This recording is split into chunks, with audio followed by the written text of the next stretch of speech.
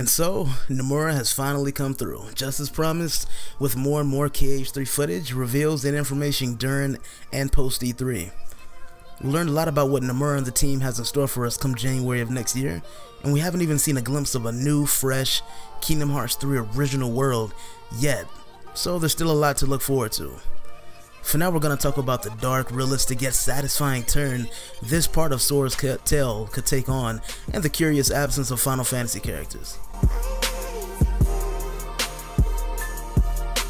During an interview with Nomura discussing KH3, a lot of alarming things were said about the direction of the story, and it's obvious that he has a lot to say, but has to be very careful with his words.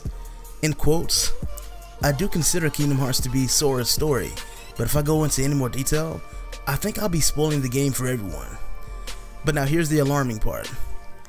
There are gonna be a lot of shocking scenes, especially toward the end of the game, so brace yourself. Sheesh, oh man.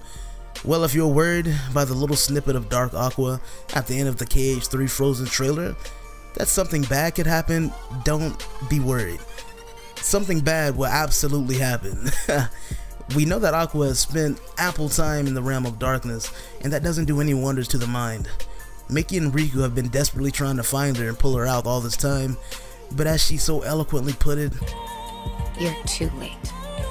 Besides the shocking doom and gloom the ending could have in store for us, Nomura does promise a satisfying wrap-up to the friendships and relationships of the characters in this beautifully aggravating story. This wrap-up could mean good or bad things for said relationships, however. Nomura states, "Kingdom Hearts isn't too realistic, but I do want my players to grasp a sense of reality from it as well. For example, I'm sure you had a good group of friends growing up, but as you grew up, things change. All I can say is please buy our game and see how it unfolds." Yeah, no, I'm kind of paraphrasing a little bit at the end there, but that's basically what he said, and you get the gist. Like in real life, relationships change, people mature, grow apart, grow closer.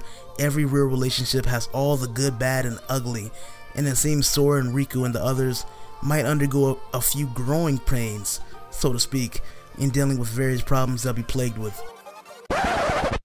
When I was developing Kingdom Hearts 1, I already had in mind what I wanted to do with the next title's Chain of Memories in KH2.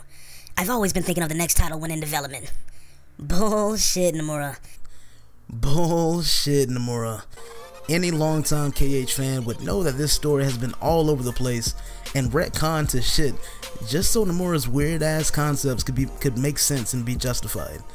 But in a big way, he's not even lying though. He absolutely does have the next title in mind as he's working on a previous one. I remember him saying, though I can't actually find the quote, that he likes to mess with interesting concepts and ideas, throw them into the story half-baked, then develop a story and plot devices around it to serve as a kind of adhesive, desperately holding together a rickety but incredibly endearing story. And if you don't believe that's how he writes his shit, the implications of this quote here speaks for itself.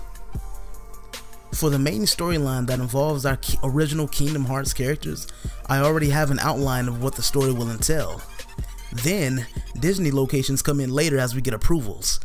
All of them come in at around the same time, and I try to fit in what matches well with my ideas. Now, one would think, what an incredibly laid back and borderline lazy way to develop plot, right?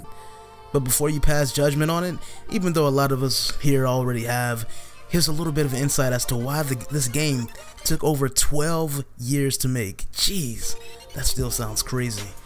Check this out. For every recent Disney title that was included in the game, such as Toy Story, it took roughly a year just to get approval from Square Enix's Disney overlords.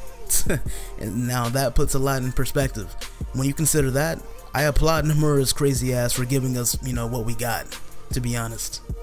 For the people who love the guest appearances of Final Fantasy fan favorites in the past, you might be disappointed to hear that they won't be featured nearly as prominently as previous Kingdom Hearts titles. Nomura states, "Compared to when Kingdom Hearts 1 was released, there are so many other titles that included Final Fantasy characters. I don't feel that it's as much of a necessity to bring them together like before. If you want to go see them, go play the old Kingdom Hearts games." I paraphrased that last part a little as well, but that's basically spot on. That's exactly what he said. My fingers are still crossed that our Final Fantasy VII cast still makes an appearance regardless. I absolutely need to fight Sephiroth just one last time before having to wait 10 years on the Final Fantasy VII remake to grant that wish.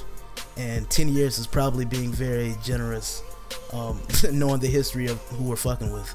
So it's been a very eventful last couple weeks for Kingdom Hearts, and up to release there's still way more to be uncovered. So until then, I hope you'll stay with me to talk about some of these things. Let me know what you want to know down in the comments. Speculation, thoughts on what we know, thoughts on what's to come, anything. I'm Charlie, and I'm gone. Peace and love to you all.